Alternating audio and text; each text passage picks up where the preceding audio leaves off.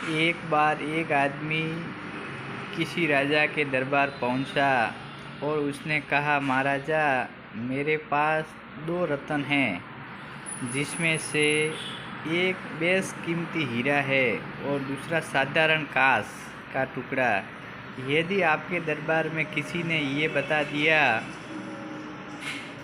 कि कौन सा कांस है और कौन सा सस्ता हीरा है, तो मैं ये हीरा आपके खजाने में दे दूंगा, अन्यथा आपको 5,000 स्वर्ण मुद्राएं मुझे देनी होगी। राजा को ये सुनते पसंद आई और दरबारियों को हीरे और कांस में फ़र्क करने का आदेश दिया। बड़े से बड़ा सूझबूझ वाला दरबारी आया, लेकिन कोई भी हीरे की फ़र्क नहीं कर पाया। अंत में राजा ने हार मान ली और उसे 5,000 स्वर्ण मुद्राएं दी। अब वह आदमी दूसरे राज्य पहुंचा और वहां भी उसने यही शर्त रखी, लेकिन वहां भी कोई फ़र्क नहीं कर सका और शर्त के मुताबिक राजा को 5,000 सोने की मुद्राएं देनी पड़ी। इस प्रकार वह आदमी कई राज्यों का भ्रमण करता रहा और हज़ारों सोने की मुद्राएं और अपनी शर्तें रखता रहा और हर बार वह स्वर्ण मुद्राएं जीत कर आगे बढ़ जाता।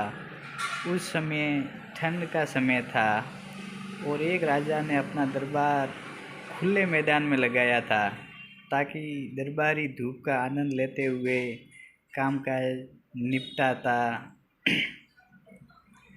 इतने में आदमी दरबार में पहुंचा और अपनी शर्त दोहराई। यहाँ भी राजा ने उसकी चुनौती स्वीकार कर ली।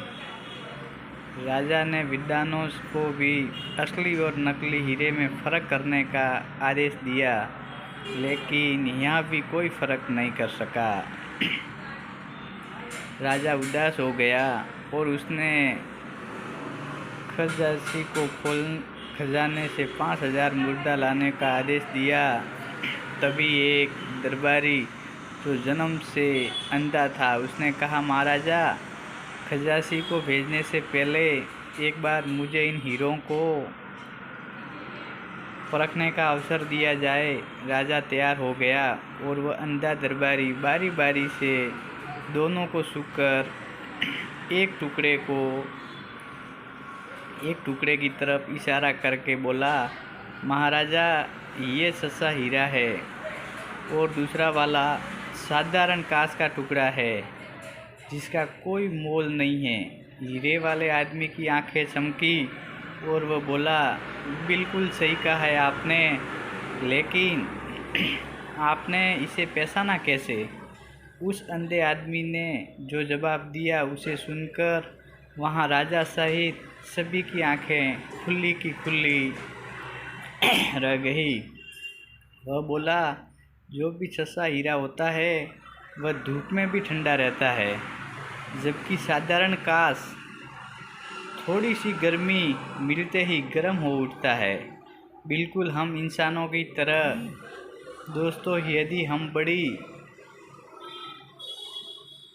सफलता मिलने पर दिमाग से शांत रहते हैं तो हम उच्च कोटि के इंसान हैं, और यदि हमारा दिमाग थोड़ी सी सफलता मिलते ही 7वें आसमान पर उड़ने लगे, तो ये समझने की ज़रूरत है कि कहीं हम उस सस्ते और साधारण कांच की तरह। यदि हम इस फ़र्क को समझ पाए तो हमारी छवि एक बेहद लोकप्रिय मित्र की नहीं, यदि हम इस फ़र्क को समझ पाए तो हमारी छवि एक बेहद लोकप्रिय मित्र की होगी।